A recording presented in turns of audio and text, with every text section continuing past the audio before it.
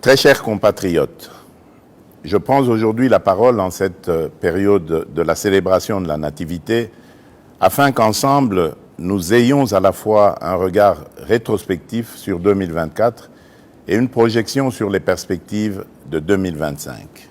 En cette période des fêtes, porteuse de foi et d'espérance, nous sommes invités à nous rappeler ce qui compte vraiment. Notre unité, notre courage et surtout la richesse inestimable que constitue notre peuple.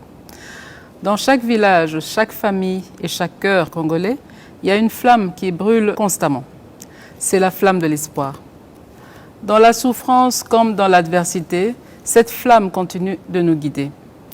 Nous avons tout à gagner à espérer des lendemains meilleurs, de garder la foi malgré tout.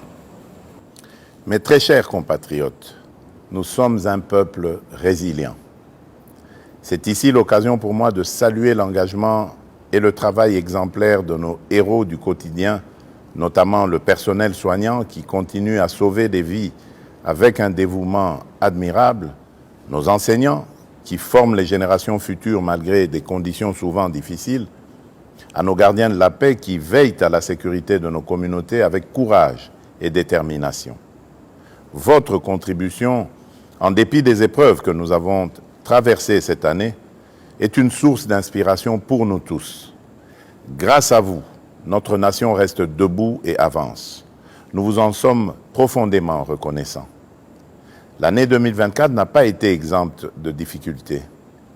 À l'Est, nos compatriotes sont sous le coup d'une menace existentielle imposée par des forces d'agression.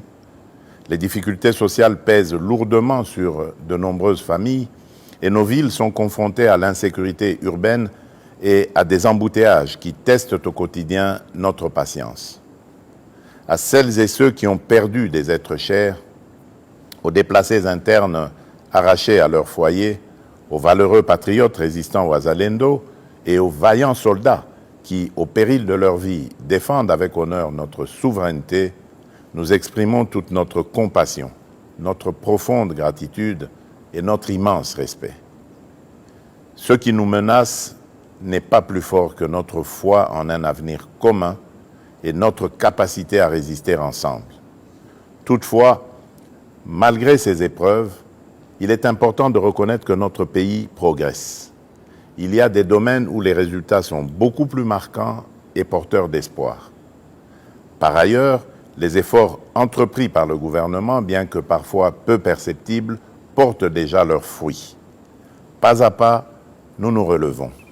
En cette période où l'esprit de Noël réchauffe nos foyers, à travers des gestes simples de partage et de solidarité, nous pouvons réconforter ceux qui souffrent et tracer ensemble le chemin vers les lendemains meilleurs. Nous sommes un peuple forgé dans l'adversité et marqué par des décennies de lutte, un peuple fier. Mais pour définitivement triompher, il nous faut réapprendre à nous unir, à cesser de nous diviser pour des bagatelles. L'unité et l'amour de la patrie sont les clés de notre renaissance et de notre salut collectif.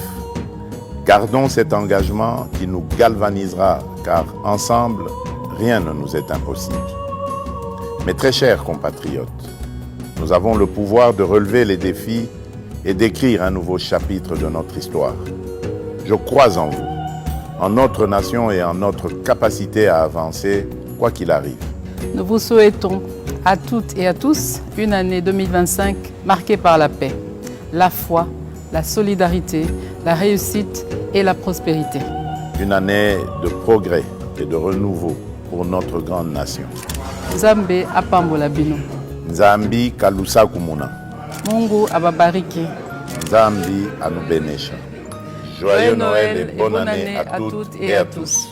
Que Dieu bénisse la République démocratique du Congo, son peuple et tous ceux qui l'ont choisi comme leur lieu de résidence.